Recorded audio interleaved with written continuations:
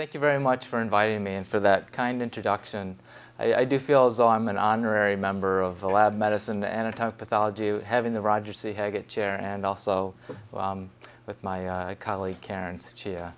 So what I'll do is I'll start out with this talk, and I'll first just highlight on what we're looking to accomplish here. And so the learning objectives to this talk are, first of all, I'd like you to be able to identify what the common mutations are and the epigenetic alterations that are observed in colorectal cancer. Secondly, to understand and just be able to describe the biological and clinical consequences of those molecular alterations, because it gives us some insight in terms of how and why we'd want to use these changes as potential molecular markers for the clinical behavior of the tumors. And lastly, to describe the clinical application of these molecular genetics to colorectal cancer management. And I'd like to bring you up to speed of where we are in 2008 with those types of assays. So to start with, what I'd like to do is give you a little bit of the epidemiology for colorectal cancer, tell you a little bit about what we understand about the clinical aspects of colorectal cancer care, and then we'll get into the pathogenesis and some of the biology, and then work our way towards the molecular markers. So first of all, colorectal cancer is common. It's one of the big three cancers, which includes breast, prostate, and colon. It affects roughly 150,000 people each year in the United States.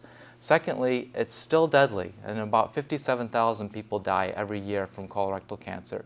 There's about a 50% 5-year mortality rate, and that's largely because it's still almost half of the colorectal cancers that are diagnosed are advanced. Colorectal cancers are more difficult to treat.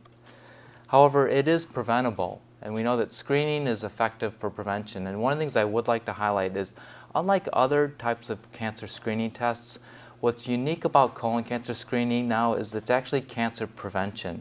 And with colonoscopy, we can prevent colon cancers from occurring. And so there's a real opportunity here for colon cancer management. Then lastly, that it is treatable if we catch it early. And there's over a 95% survival for colon cancer that's detected in an early stage as compared to about a 5% survival for advanced colorectal cancer. So one of the things that we also know about colon cancer is we know a lot about the natural history. And what we know is that the vast majority of colon cancers form through something that's called the polyp to cancer progression sequence. And that's what's shown here in cartoon version. And so what we know is that colon cancers start with what's arguably the first lesion, which is an aberrant crypt focus. And then they progress to something called a polyp, which is a visible lesion that we can see on endoscopy. Then that polyp grows in size and can acquire high-grade dysplasia, what used to be called carcinoma in situ, and then that adenoma then progresses to adenocarcinoma, which then can go on to metastasize. What we also know is that there are certain molecular events that correlate with these histologic steps, and that APC mutations occur very early on and are thought by guilt by association and partly from animal models to associate with the initiation of this event. And Bert Vogelstein, who's done a lot of the groundbreaking work in this area, has called this the gatekeeper event. That's followed by mutations in other genes such as KRAS, which is thought to be involved with the progression of the adenomas, and then mutations in genes like P53, which are thought to be important for the malignant transformation of the adenoma to adenocarcinoma, and then other events such as amplification of a phosphatase called PRL3, which is seen in the metastatic lesions. Now, this polyp to cancer progression sequence takes a fair amount of time to occur, and that's really where the opportunity is in terms of screening and prevention, and that the polyp phase of this phenomenon takes anywhere from 10 to 15 years before this nascent polyp will go on to become a full-blown adenocarcinoma.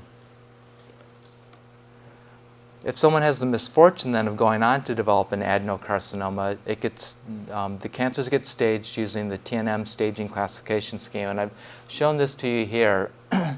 And currently, in 2008, this is still the best schema that we have for now deciding how someone's going to do once they develop a colon cancer. And it's still the most accurate system that we have for prognostic purposes. So if someone has a stage 0 tumor, it's confined to the mucosa of the colon. For a stage 1 tumor, it's progressed beyond the mucosa, through the submucosa, and into the muscularis propria. For stage 2 cancer, it's gone through the muscularis propria, but no regional lymph nodes are involved. For stage 3 cancer, we have regional lymph nodes that are involved. And then for stage 4 cancer, there are metastases to distant organs.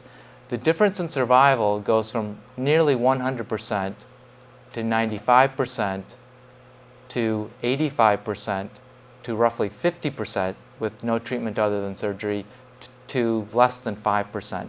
So there's a dramatic decrement when we get to this more advanced disease where it's spread to the lymph nodes and to the distant organs. So really one of the keys here is trying to identify these tumors at a stage earlier than the stage 3 cutoff. So then what are our treatment options for colorectal cancer? And again, the reason why I'm bringing this up is because this is important to understand for what's going on now with molecular markers, particularly as predictive markers for treatment for colorectal cancer. So the primary option is surgical resection, and that's an option for stage 1 through 3 disease. So, and I'm oversimplifying things somewhat because there is a role for surgical treatment for distant metastases, but we won't dwell on that on this talk. So really surgery is the best opportunity to cure a patient. So as the surgeons like to say, to cut is to cure, and that's certainly true for colorectal cancer. Next, there are medical options for treating colorectal cancer, and for stage 3 disease, this is in addition to the surgery, so this is called adjuvant chemotherapy, and for stage 4 disease, it's basically palliative therapy that can prolong life.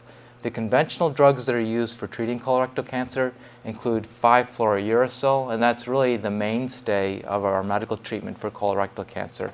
Virtually all regimens rely on 5-fluorouracil as a part of the treatment. Capecitabine, which is an oral form of 5-FU, oxaliplatin, a platinum derivative, or irinotecan, which is a topoisomerase I inhibitor. More recently, there are targeted therapies that have been shown to be effective for the treatment of metastatic disease. And these include the EGF receptor, monoclonal antibody inhibitors, cetuximab and panitumumab, and the VEGF receptor inhibitor, which is a monoclonal antibody called bevacizumab or Avastin. And these have been of particular interest, particularly cetuximab, and we'll talk about that later on. And then lastly, there is a role for radiation therapy for the treatment of rectal cancer, and that's used as neoadjuvant therapy, so before surgery is actually done. So how do people do then with regards to response to treatment, and how does that affect survival? Well, first of all, it's stage dependent. So for chemotherapy that's given for stage 3 disease, we're really looking at trying to increase the number of people who obtain a cure with that treatment. Where for stage 4 disease, we're talking about prolonging life. So if we look at adjuvant therapy, the current regimen of choice is called FOLFOX, and that's for 5-fluorouracil and oxaliplatin, and it can change the number of people who have a 5-year disease-free survival from roughly 40 to 50% to 60 to 72%. So it's an improvement, but it's certainly not as though we're taking this to a 100% 5-year disease-free survival. So one of the important aspects to these statistics is that there are still a lot of people with stage 3 disease who do poorly, and we don't know how to identify those people. So what we know from the clinical staging scheme is that there's a lot of heterogeneity then, and that there are people who will do well and people who won't do well. Now if we look at the palliative therapy for stage 4 disease, the current regimen is 5-fluorouracil, oxaliplatin, and irinotecan. About half of people who have metastatic disease will show at least a stabilization of their disease or partial regression, and there's an increased survival to about 14-month overall survival. If we use cetuximab, what we find is that roughly 8 to 25% of people with metastatic disease will respond, and there's a 4-month increase in progression-free survival. And then if we look at the addition of bevacizumab, we see about a 2 to 4-month increase in overall survival. So slight improvements in survival, but certainly not what we'd be hoping for, which would be a cure for patients with stage 4 disease. So what are the central issues that I'd like you to keep in mind as we're talking about these molecular marker assays? First of all, prevention of colorectal cancer. And there's been a lot of work trying to identify molecular markers that can improve our ability to prevent colon cancer. We currently use colonoscopy as the screening modality, and that's very effective for identifying polyps and cancers. And because we can do polypectomies, it's also not only cancer screening, it's cancer prevention. However, roughly 20 to 40% of people are compliant with colon cancer screening, and so there's been an intense interest in whether molecular markers can be useful for improving the compliance with screening programs. Secondly, we'd like to be able to use molecular markers for the selection of patients for adjuvant therapy. We'd like to identify optimal agents for patients with stage 2 and stage 3 cancers. So in other words, can we personalize the treatment of those cancers based on the molecular markers? Can we use a molecular marker to identify those patients who have stage 2 colon cancer who are at the highest risk for developing cancer? And one of the challenges here is that most of these chemotherapeutic agents have a fair amount of toxicity. And because the survival with stage 2 colon cancer is about 85% 5-year disease-free survival, that means that it's difficult to be able to show a benefit in that particular population because of the conflicting toxicity with the anti-tumor effects. And so what we'd like to be able to do is to identify those stage 2 patients who are at the highest risk for recurrence and treat those patients, because that would be an acceptable toxicity to response ratio. And lastly, we'd like to be able to identify those stage 3 patients who won't respond to treatment, so we don't treat them unnecessarily with certain drugs. We'd also like to be able to identify the selection of agents for stage 4 cancer and identify those agents with regards to the conventional treatment drugs, 5-fluorouracil, oxaliplatin, and irinotecan, that will show some benefit in order to minimize the toxicity and improve the overall quality of life, so that if we can't achieve a cure, at the very least we're not decrementing those people's quality of life. And then we'd also like to identify those people who have tumors that are likely to respond to the targeted therapies. And that's not only, again, for the same issues of toxicity, improving quality of life, but these targeted agents are quite expensive, and they can run up to $300,000 a year for treatment.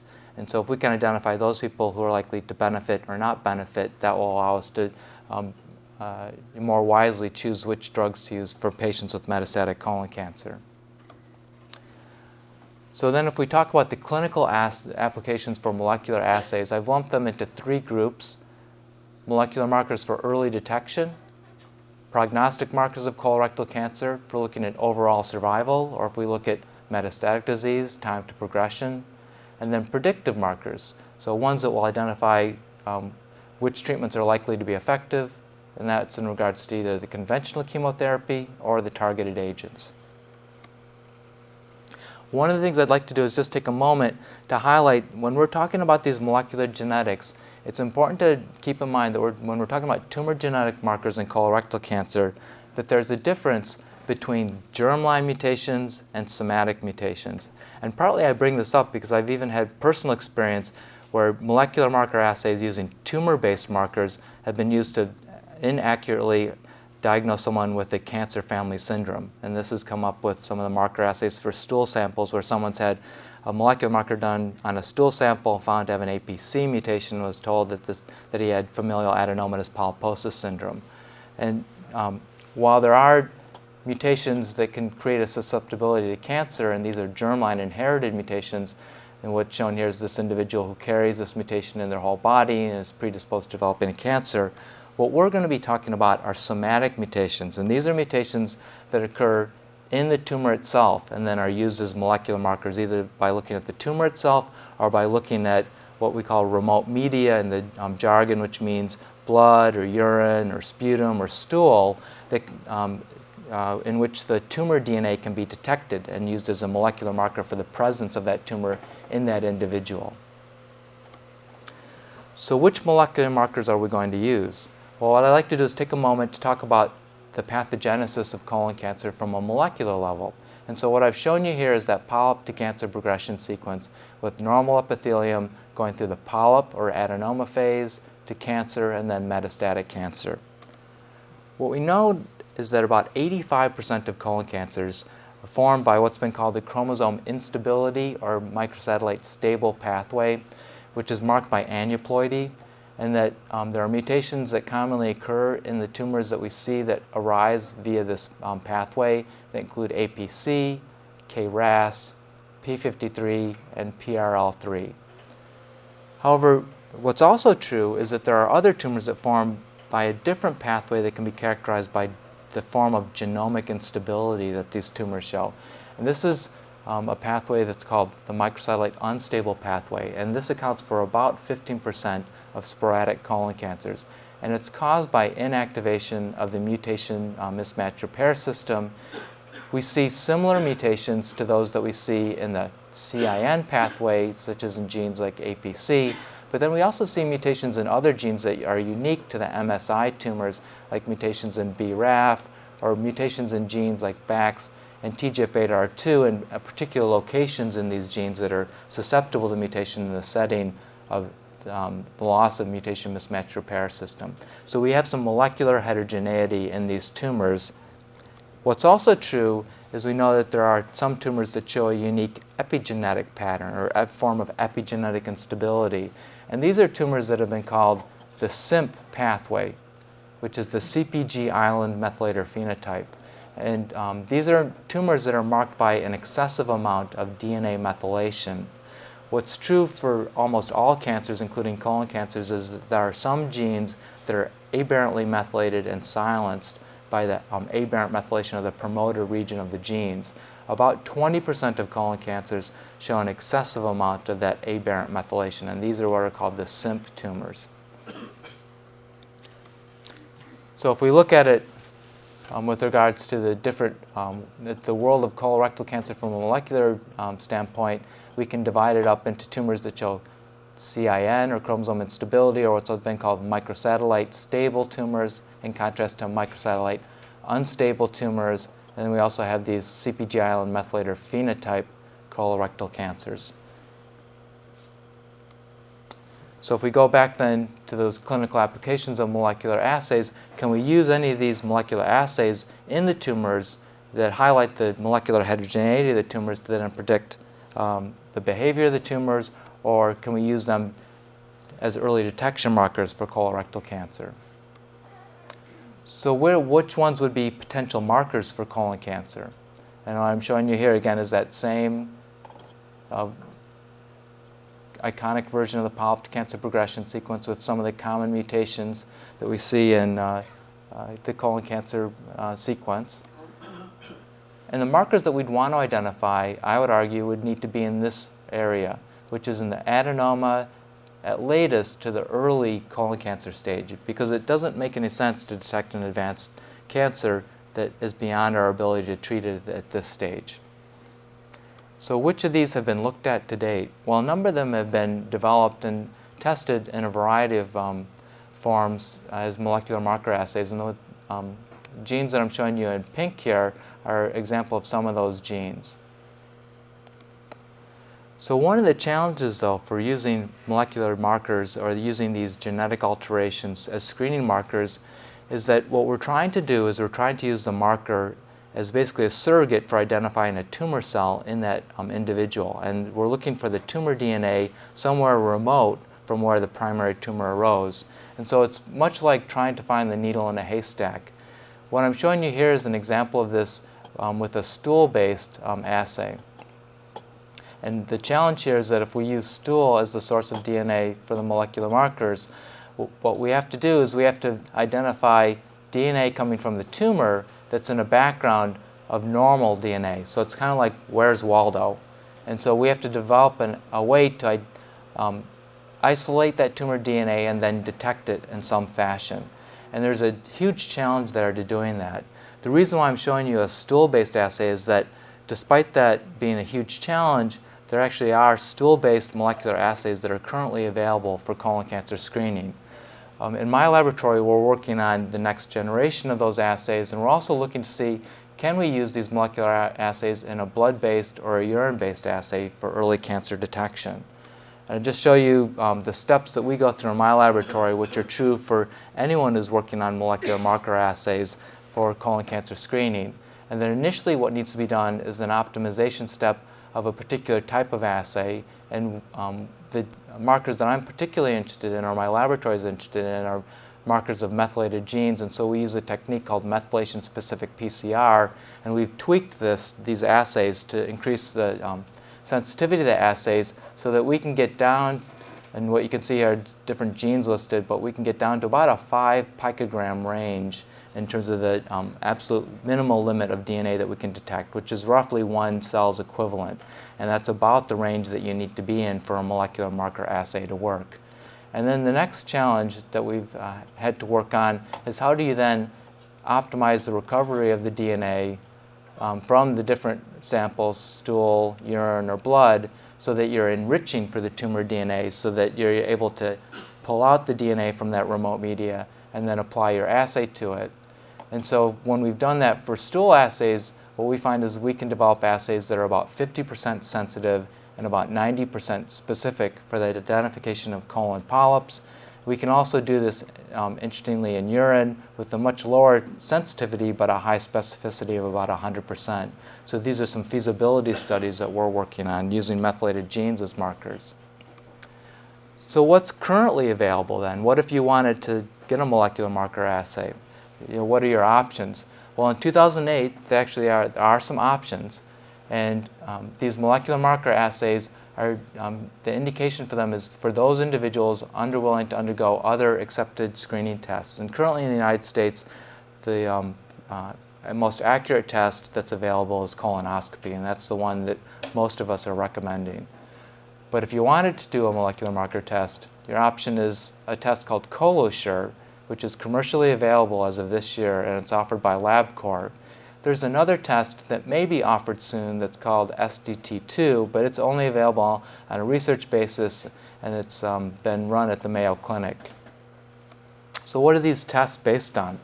Well, what these tests are, they're stool DNA-based tests. So basically, you get a bucket, put it in the toilet, deposit your sample, close the bucket up after you add some stabilization buffer to the stool sample, and then mail it to LabCorp.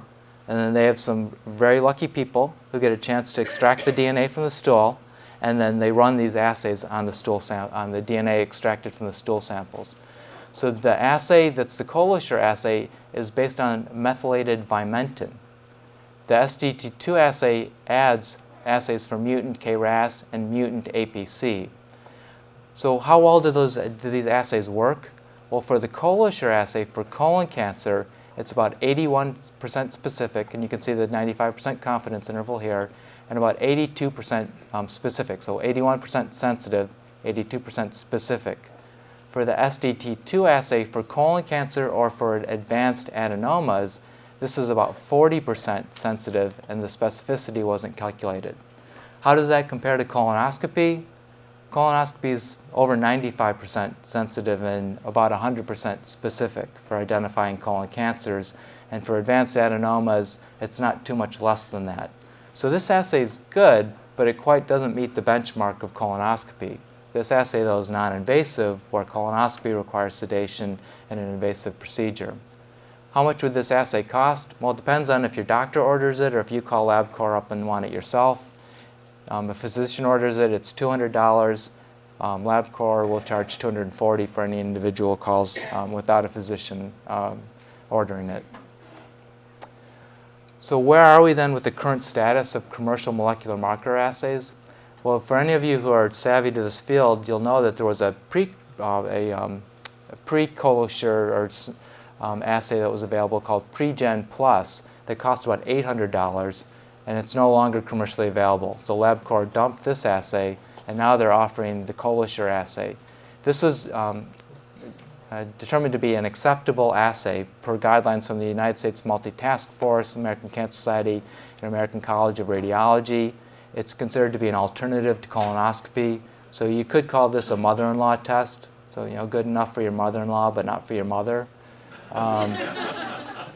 Does require colonoscopy if it's positive, and there's an appropriate interval for testing is unknown. So if you test negative, should you get tested again in 6 months, 12 months, 2 years, 3 years? We don't know. So there's a lot of unknowns to this test, but it is probably the most successful molecular marker assay for screening to date. All right. So what happens if we move away now from early detection and now we start talking about those unfortunate people who do develop colon cancer, and how can we use molecular marker assays from a prognostic standpoint or from a predictive standpoint? So if we go back to this molecular heterogeneity, that's really where the opportunity is for a molecular marker assay. If there was no molecular heterogeneity in colon cancer, then there really wouldn't make any sense for looking for molecular markers to help better determine which of the risk groups based on TNM staging can we further stratify to better determine what the behavior of those tumors is going to be. So one of the questions is, can we use our current understanding of this molecular heterogeneity where tumors are grouped into microsatellite stable, microsatellite unstable, or SIMP tumors as prognostic markers for these tumors? What about microsatellite unstable cancers? Well, what I'd like to do is just briefly show you which players we're talking about drive the formation of microsatellite unstable cancers, because these mismatch repair genes are used as molecular markers currently.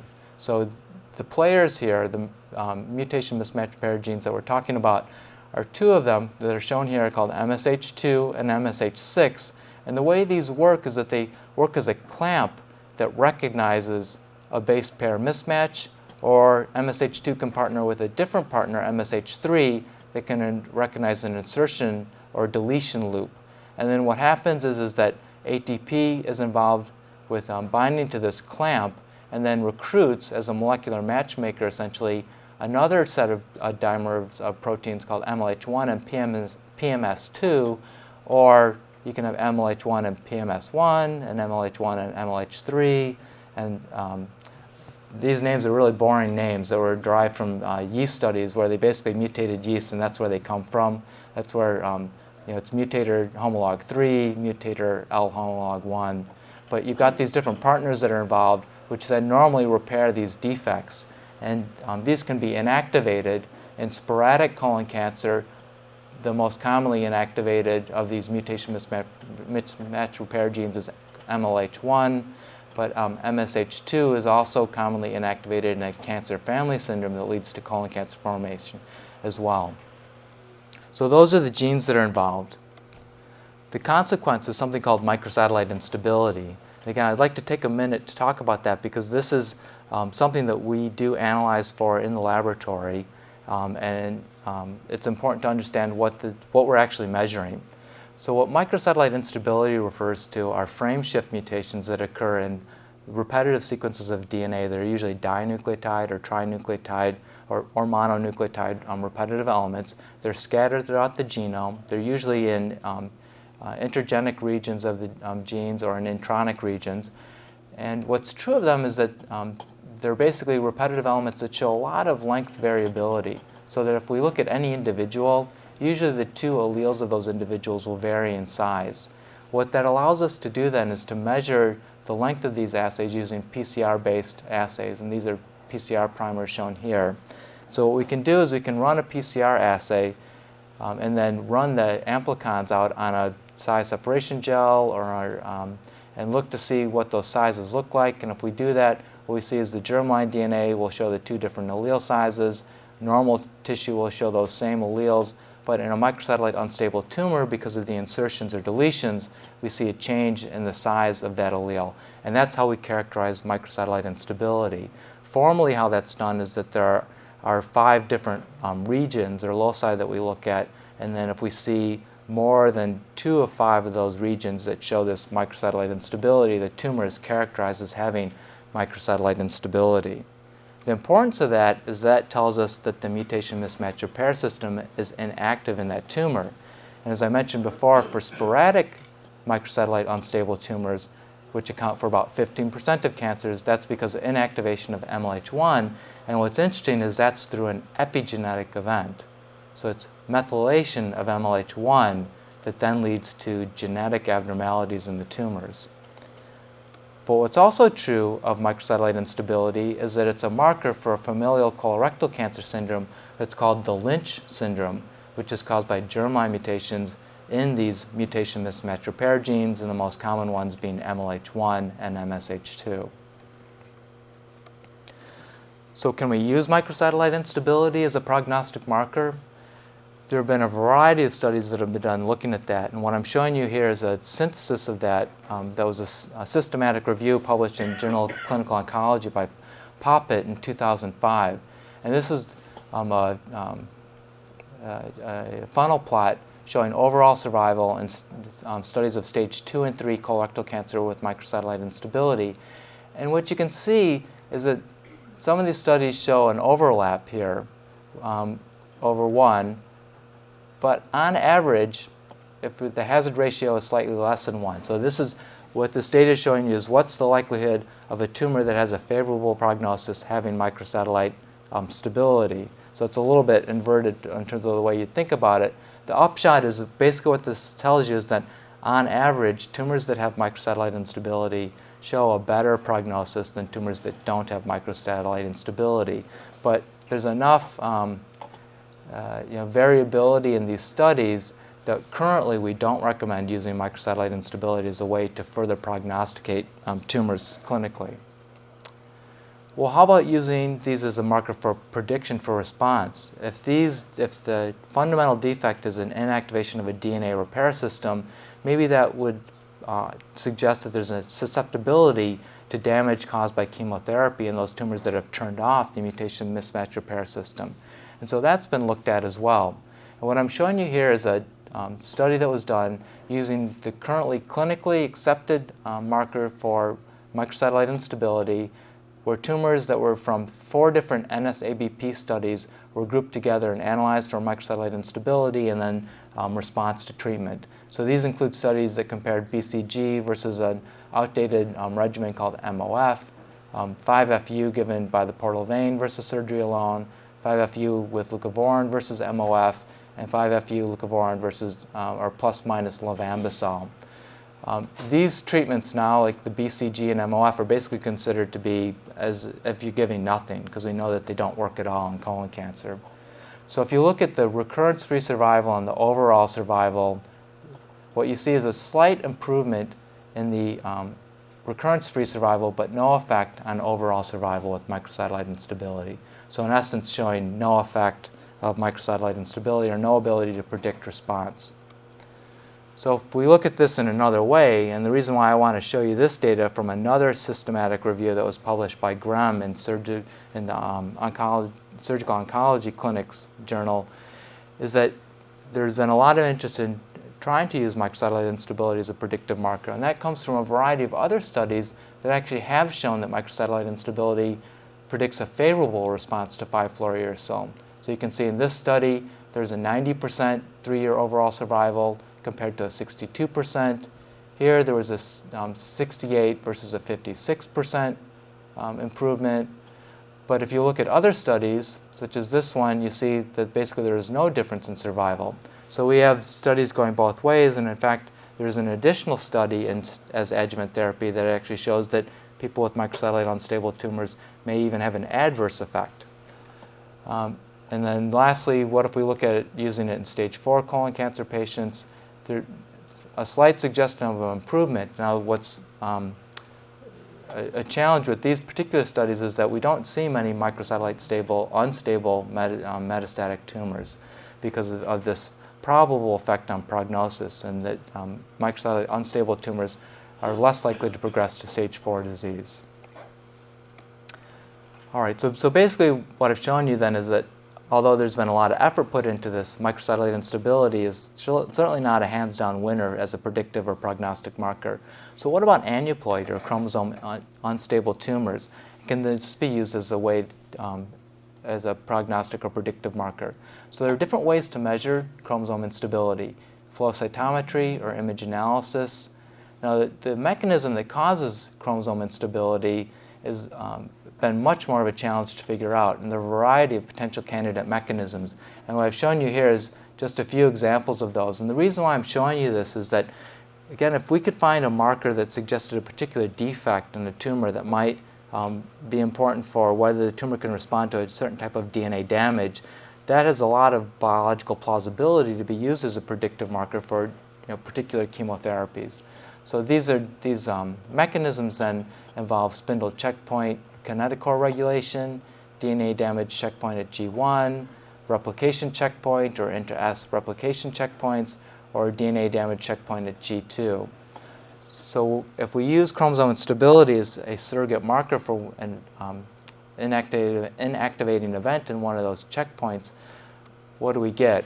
Well, this is a systematic review of roughly 48 studies that have been done looking to see whether chromosome instability or aneuploidy can be used as a prognostic or predictive marker. And this is a summary of hazard ratios.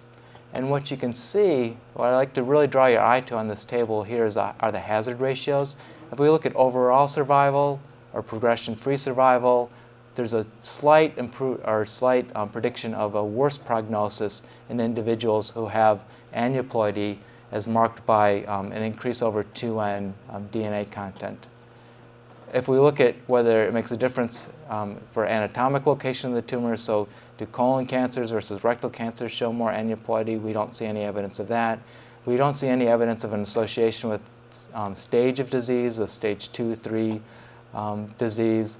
And we see maybe a slight suggestion of an improvement, or I'm sorry, a prediction of a worse prognosis, so improvement in those tumors that don't have aneuploidy in treatment with a 5-FU-based regimen. So there's a slight suggestion that maybe aneuploidy could be useful as a marker. However, the current recommendations from the two major organizations who set guidelines, which is from the American Society of Clinical Oncology or the European Group for Tumor Markers, suggest that the assays still aren't quite robust enough for this to be useful as a clinical assay for predicting response. All right, so what about the last molecular group, SIMP tumors? Well, one of the challenges here is that there's still a lot of arguing to the point of actually bringing people to tears at some of the national meetings. However, how do you define SIMP? And it's not clear. And the problem is that we don't know what the underlying mechanism for the aberrant methylation that we see in these tumors is. So unlike with microsatellite instability, where that suggests an activation of a mutation mismatch repair gene, we don't know what SIMP is really identifying. And so people have spent a lot of effort trying to find markers that would suggest whether a tumor is this unique molecular group of SIMP. And what I'm showing you here is a variety of different markers that have been suggested to be appropriate for diagnosing SIMP.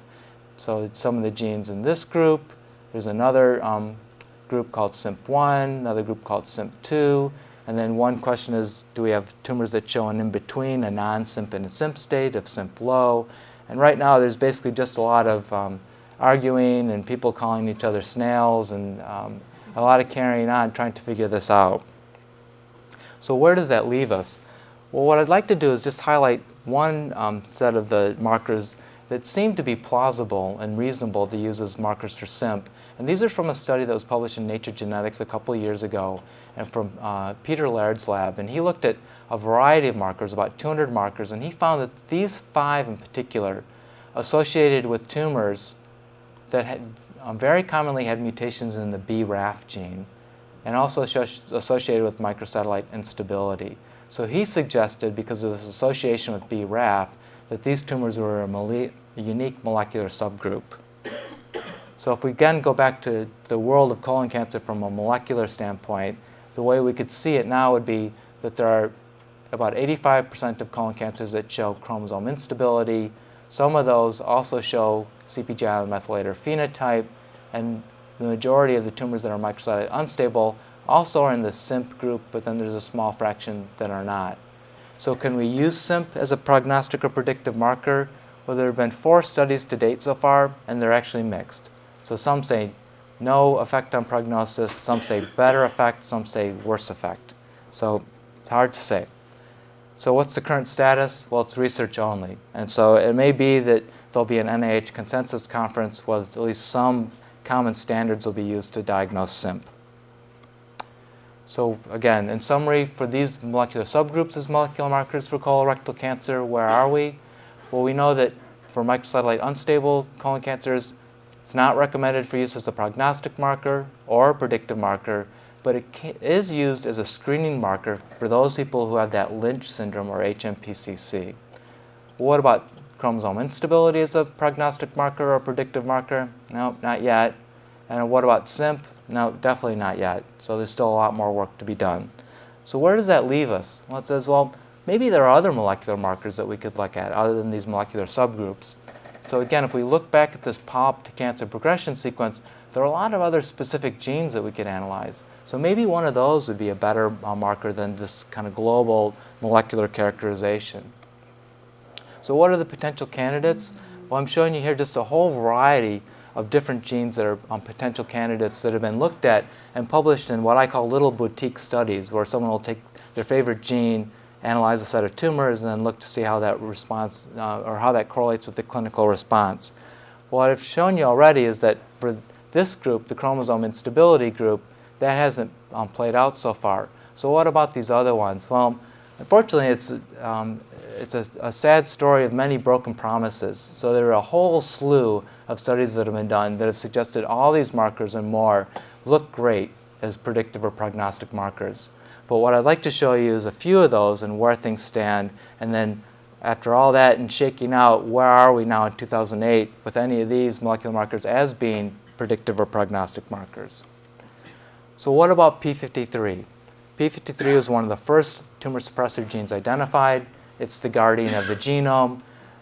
There have been studies done that have included over 18,000 patients looking at P53 as a molecular marker for colorectal cancer.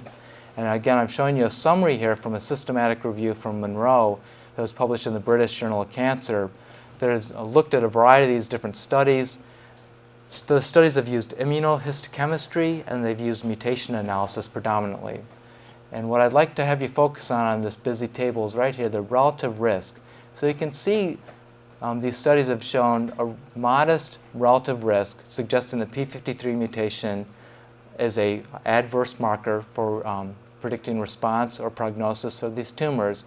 But if you then go and look over here at these two columns with the Begg and Eggers, what these refer to are what's the statistical significance when you correct for things like publication biases and heterogeneity in these studies. And what you can see is that the majority of these studies have non-significant results. So where does that leave us? That leaves us basically with the conclusion that there's no definite prognostic value or predictive value for P53 in relationship to 5-FU-based therapy, which is what this looked at. So unfortunately, P53 is not going to work.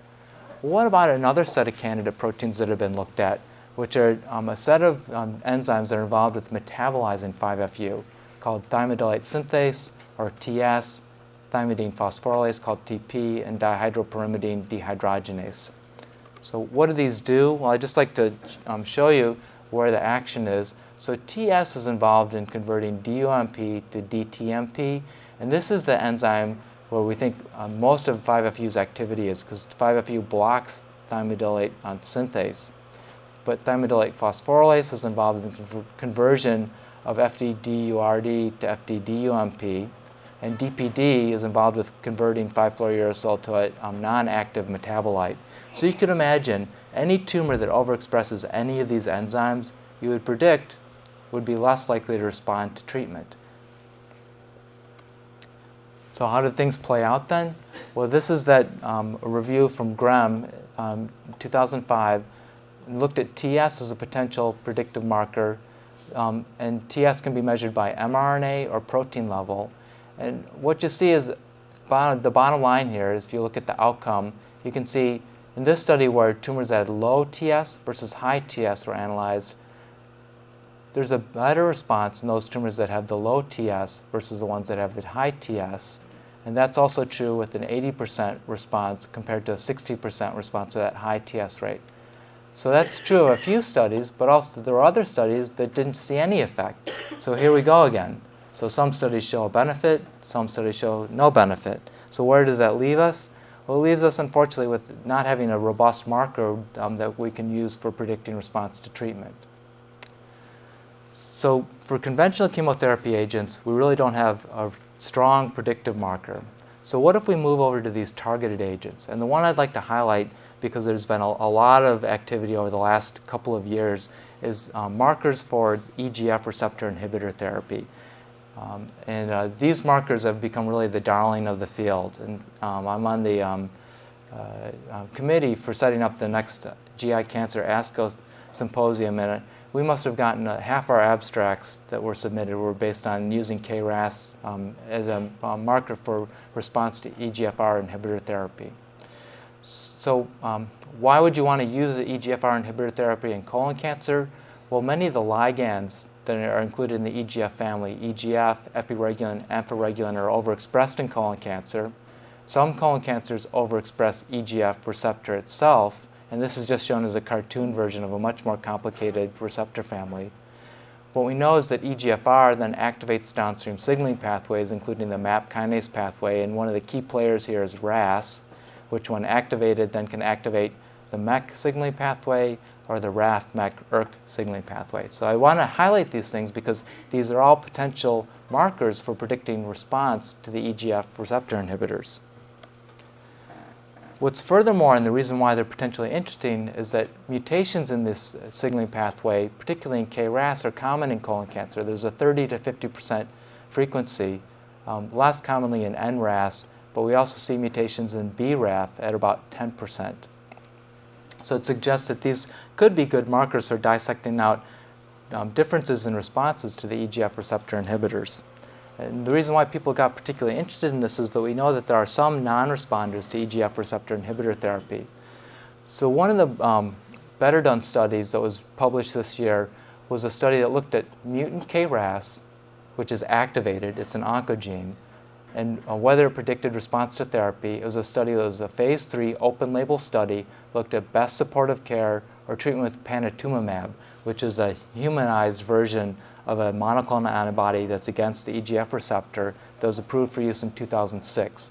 And what you can see is if you look at the tumors that have mutant KRAS, the two lines basically overlap, so no effect. But if we look at those that have wild-type KRAS, you can see that there's a substantial improvement in progression-free survival in those tumors that are treated with panitumumab, which is shown with the blue line. So now, how about if we look at the other studies that have been published over the last couple of years? And this is from a systematic review that was just published in Lancet Oncology this month. And what you can see is if we look at some more funnel plots and we look at the sensitivity versus the specificity for mutant KRAS, what you can see is that it has a modest sensitivity, so it's not necessarily a very good positive predictive marker. So if you have a wild-type KRAS, it's only about a 30 to 40% chance that you'll respond to therapy. But if you have a mutant KRAS, it's a very strong negative predictor. So basically, mutant KRAS means no response. Wild-type KRAS means maybe a response. So there's still a lot of tumors that have wild-type KRAS that have some other mechanism for causing resistance, and I think that's an area that's ripe for research. So where things are locally is that Colin Pritchard and Jonathan Tate are developing assays for KRAS, and I'm just showing you one example that Colin was kind enough to share with me of an analysis on a patient showing an assay using a light cycle or melting curve, how you can detect that mutant KRAS allele, and Colin's designed an assay to look for the most common mutations in KRAS, which are in exon 2, and using those as a way to identify those tumors that are likely not to respond to EGF receptor inhibitor therapy. And for colon cancer, that means cetuximab. All right, so where are we then? So these are the money shots here. So in summary, what do we have to work with in 2008? What specific molecular markers are there for colorectal cancer? Well, what about P53? Now, and the reason is there's not a robust assay to date. P53, the molecular pathology, is very complicated. I think the problem is the assays we've used to date just haven't really addressed that level of complexity, and that's the reason for the variable results. What about TS or DPD or TP, those enzymes that metabolize 5-FU? No, same problem, lack of a robust assay. And it's primarily these assays have relied on immunostaining. What about KRAS? Yeah, I think yes, although we're on the cusp of getting that approved. The FDA has actually required that KRAS mutation status be determined in a tumor before approving use of panitumumab. Now, we've already kind of been there and done that with using EGF receptor inhibitor therapy. The last marker the FDA was requiring was the EGF receptor immunostaining, and that turned out to be, if I say something incorrect here, a really dumb idea. Because it turns out that EGF receptor immunostaining didn't correlate at all with the response to treatment. But KRAS is actually looking pretty good. What about using FISH for EGF receptor? Well, that one actually looks to be more robust at the clinical level, but it turns out there's a lot of intertumoral heterogeneity. And there have been some studies that have been published that have shown that that heterogeneity is so high that it really becomes a challenge with, well, how do you accurately score FISH and correlate that with clinical response to treatment? So I think that's one of the issues that may be in play with using EGFR as a marker. So in 2008 then, what do we have available? Well, what we have available is we have microsatellite instability or immunostaining for the mutation mismatch repair genes as a diagnostic screen for colon cancers that might be arising in someone who has HMPCC. We have methylated vimentin as a colon cancer screening test. Mutant KRAS as a predictive marker for response to cetuximab or panitumumab.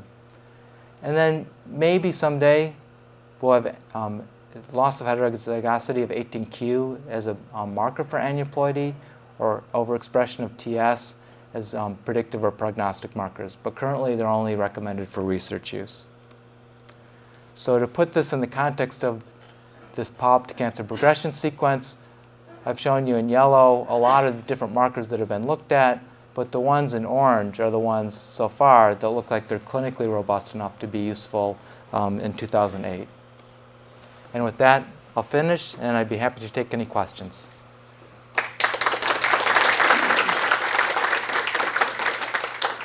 Questions for Dr. Grady? No. Just a question, because I would agree with you. You said EGFR immunohistochemistry is a stupid idea. I think it's a stupid idea, yet people still ask for it in this institution. They also still ask for thiamidylate synthetase immunohistochemistry for that same purpose in this institution. I think we need to get the word out on that. Yeah, I want to ask you a question about EGFR. We know that it's probably not a very good predictor in large part because it's downstream effectors like KRAS that probably have more to do with the storage. But is there still some value in doing the two together so that you know which patients you don't need to test KRAS? Well, that's a really interesting question. I think partly we don't know, and part of the challenge here, I think with the immunostain assays, my take on it, and I think you and Melissa probably are a little bit closer to this, is that one of the big challenges and why these haven't turned out to be robust assays is that there hasn't been enough attention paid to how do you actually score what's going to be considered to be a positive or a negative. And I think that's going to depend on having a set of samples that's well enough clinically annotated where you'll be able to develop ROC curves that are going to be based on the clinical response and then use that to set what the scoring parameters are. And then also, how important are things like intertumoral heterogeneity? To me, one of the things that was I found fascinating was a recent study in the New England Journal of Medicine where a group looked at in patients with non-small cell lung cancer, and they looked at circulating tumor cells, and they could type them whether they had EGF receptor mutations or not. And what they could identify is in patients who later went on to become refractory to treatment, that there was a subpopulation of tumor cells that had EGF receptor mutations that would be predicted to be non-responsive to that therapy. So in essence, what you're seeing is a classic Darwinian evolution, is that there was a subgroup of tumor cells that you couldn't detect initially unless you looked very carefully using methods like deep sequencing methods that then would be selected for in response to that treatment. And so, that's one of the other ways that we can think about this, but it becomes more challenging if we look at the tumor itself and want some marker that's going to predict a response, because maybe the important cells that we want to look at are only a subset of the whole tumor mass. So how do you address that by looking at a section from a tissue block? And I don't have any specific answers for that, but I think it does raise a big question about which markers will actually be useful as intertumoral markers for predicting response to therapy. Mm-hmm. I wanted to know, so some of the assays that you were talking about, the MSI and say immunohistochemistry or P53, mostly predict sporadic changes, but there is a chance that they actually could find a germline, because people do have whatever Li-Fraumeni syndrome or this a germline problem with MSI, or for that matter, then moving on to a screening test, like a stool or something that was based on these genes. These things could be genetic tests. Does that mean that for a screening test based on these, or for that matter, which I don't think we do for immunohistochemistry, we should be consenting patients for genetic testing because it does have implications for their family for this diagnostic test, which we would otherwise do if they were, say, getting a Huntington's disease test? Yeah, that's a great question, and that's another one. If you want to get a lot of people hot and agitated at a national meeting, ask that question because it's a big issue. You know, when is immunostaining for mutation mismatch repair genes or testing for microsatellite instability a genetic test that requires genetic counseling and consenting to patient, and when is it a more conventional assay that we run on tumors that really is just a marker of a somatic change? I could argue both sides for you, and I think what you'll find is that the policies are mixed across the institutions. So most of the data you looked at looked like it was sort of single parameters. Is there any value in combining these different tests together, or these different questions, and trying to get some sort of summation view of what the tumor is? Yeah, no, I think so. That was the initial intent behind, for instance, the molecular marker assay that was this pre-Gen Plus assay. That actually had 30 different assays in it, and the idea was to capture all the tumors that would be represented across the spectrum of colon cancers, because we know there's this molecular heterogeneity. And it turned out that the problem was that some of the assays worked well and some of them didn't work well with regards to sensitivity and specificity.